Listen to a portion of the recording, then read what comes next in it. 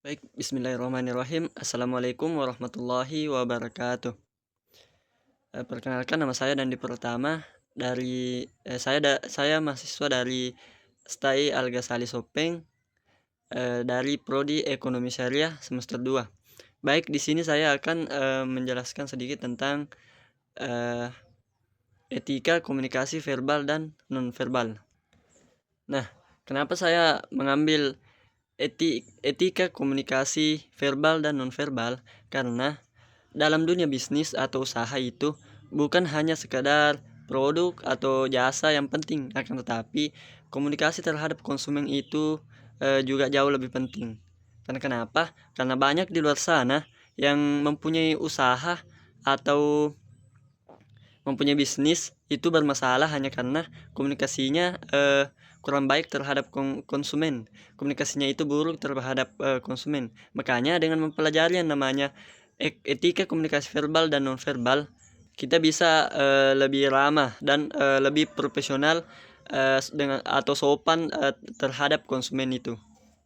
Selanjutnya, kita perlu tahu apa itu etika komunikasi verbal dan nonverbal. Jadi, etika komunikasi verbal itu adalah komunikasi yang menggunakan kata-kata atau lisan atau tulisan. Sedangkan etika komunikasi nonverbal itu adalah cara kita menyampaikan pesan tanpa kata-kata. Misalnya, kita senyum kepada konsumen saat melayani. Nada suara kita itu lembut dan kita memberikan gerakan tangan yang sopan atau bahkan cara berpakaian kita termasuk komunikasi nonverbal. Kita harus melakukan etika komunikasi verbal dan nonverbal ini dengan cara yang seimbang. Karena kenapa?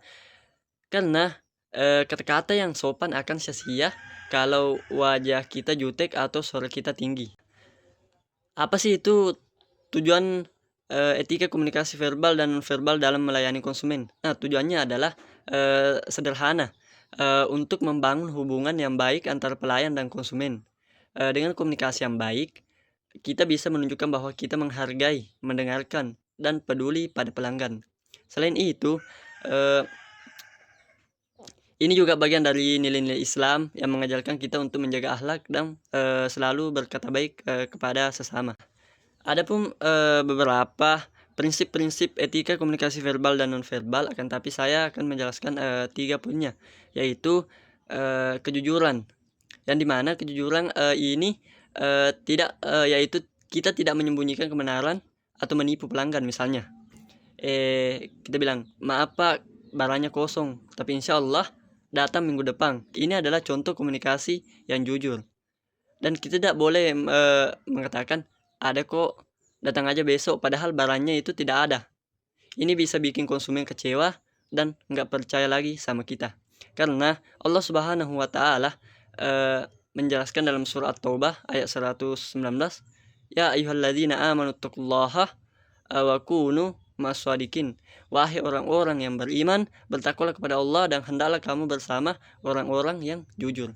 Prinsip yang kedua yaitu tentang sopan santun.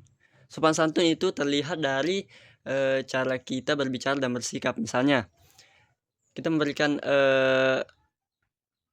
sapaan kepada konsumen, bilang, selamat pagi Bu, ada yang bisa saya bantu, dengan senyum dan nada tenang. Kita tidak boleh langsung berkata apa, cepat bilang mau beli apa, dengan nada tinggi dan wajah jutek. Karena untuk lebih jelasnya, kita harus memperhatikan ekspresi, intonasi, dan bahasa tubuh kita. Itu semua bagian dari komunikasi nonverbal. Dalam surah Al-Baqarah ayat 83, Allah Subhanahu wa taala berfirman, "Wa qulu linnasi husna," dan ucapkanlah kepada manusia perkataan yang baik. Selanjutnya itu prinsip yang ketiga, yaitu tentang tanggung jawab. Tanggung jawab artinya kita siap menyelesaikan masalah pelanggan, bukan lepas tangan. Contohnya, baik Pak, saya bantu tindak lanjuti keluhan Bapak sekarang juga. Ini contoh adalah sikap tanggung jawab terhadap konsumen. Kita tidak boleh bilang, itu bukan tugas saya, cari orang lain saja. Itu jelas menunjukkan kita tidak peduli kepada konsumen. Dalam surah An-Nisa ayat 58, Allah Subhanahu wa taala berfirman, "Innallaha ya'murukum an an tu'addul amanati ila ahliha, yang artinya sungguhnya Allah menyuruh kalian menyampaikan amanah kepada yang berhak menerimanya. Untuk lebih jelasnya, saya berikan contoh kasusnya, yaitu di mana ada contoh positif dan ada contoh negatif. Jadi sini contoh positifnya itu ada pelanggan yang komplain karena barangnya rusak. Dia belum memakai barang itu tapi sudah rusak. Tapi pelayan tetap tenang untuk menghadapinya.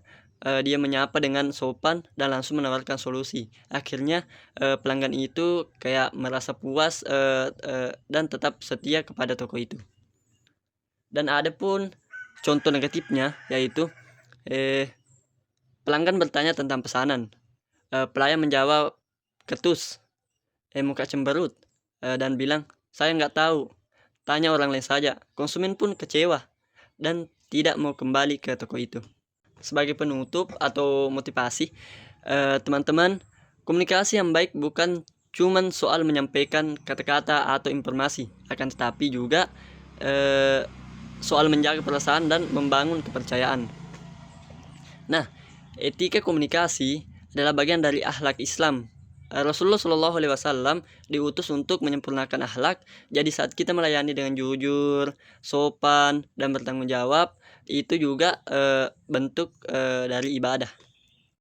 Ingat, senyum kita, kata-kata yang lembut, dan sikap yang peduli bisa memberikan kesan yang sangat besar bagi pelanggan. Karena komunikasi yang baik bukan hanya menyampaikan pesan, tapi juga menjaga perasaan. Baik, itulah sedikit penyampaian atau penjelasan tentang etika komunikasi verbal dan nonverbal.